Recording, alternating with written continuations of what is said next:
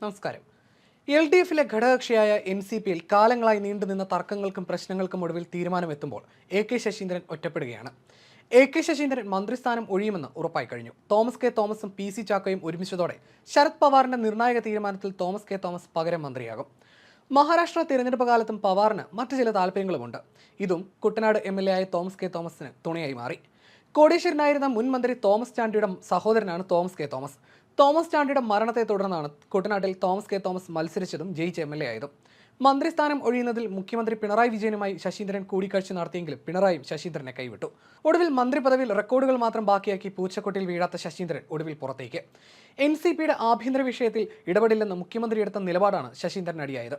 Thomas K തോമസും PC ചാക്കോയും ഒന്നായതോടെ Sarath Pawar എടുത്ത തീരുമാനവും തോമസിന് അനുകൂലമായി. പവാറിന്റെ നേതൃത്വത്തിൽ നടന്ന യോഗത്തിലും മന്ത്രിമാറ്റത്തിന് അനുകൂല തീരുമാനമുണ്ടായി.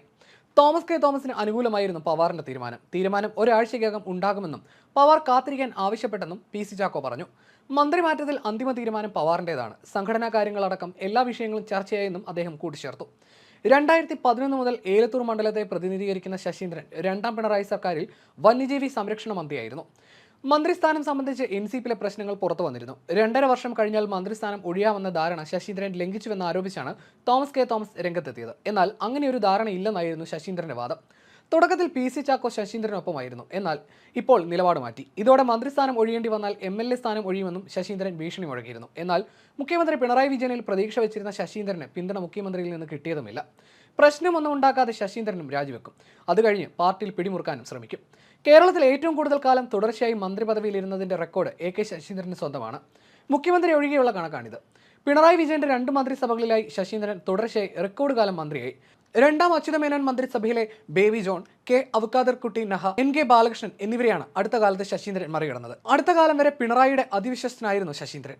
പൂച്ചക്കൊട്ടി വിവാദത്തെ അതിജീവിച്ച ശശീന്ദ്രൻ രണ്ടാം പിണറായി സർക്കാരിലും കാലാവധി പൂർത്തിയാക്കുമെന്ന് കരുതിയവരുണ്ട്. പക്ഷേ സംഭവിക്കാൻ പോകുന്നത് രാജ്യം. 2018 ഫെബ്രുവരി 1 മുതൽ ശശീന്ദ്രൻ തുടർച്ചയായി മന്ത്രിയാണ്. ഇടവേളയില്ലാതെ ഇടയ്ക്ക് ഒരു സത്യപ്രതിജ്ഞ ഉണ്ടായെന്ന് മാത്രം. നേരത്തെ ഒന്നാം പിണറായി മന്ത്രിസഭയിൽ ശശീന്ദ്രൻ 306 ദിവസം മന്ത്രിയായിരുന്നു.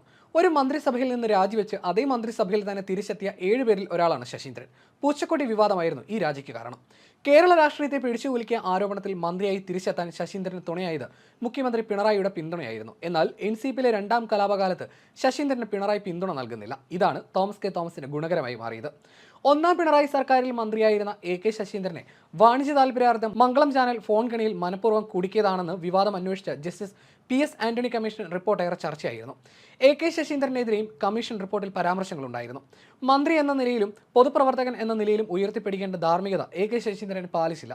മന്ത്രിയുടെ ഔദ്യോഗിക ഫോണിലേക്ക് വരുന്ന വിളികളിൽ പോലും ധാർമ്മികത കാത്തുസൂക്ഷിക്കാൻ അദ്ദേഹത്തിനായില്ല.